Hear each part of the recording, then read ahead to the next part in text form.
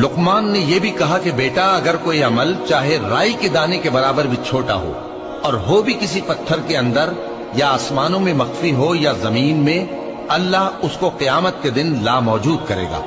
कुछ शक नहीं कि अल्लाह बारीक बीन है, खबरदार है। बेटा, नमाज की पाबंदी रखना और लोगों को अच्छे कामों के करने का मशवरा देते रहना, बुरी बातों से मना करते रहना और जो मुसीबत तुझ पर वाक़े हो उस पर सब्र करना। बेशक ये बड़ी हिम्मत के काम हैं। और तकब्बुर करते हुए लोगों के सामने गाल न फुलाना और जमीन में अकड़ कर न चलना, इसलिए कि अल्लाह किसी इतराने वाले शेखी खोरे को पसंद नहीं करता।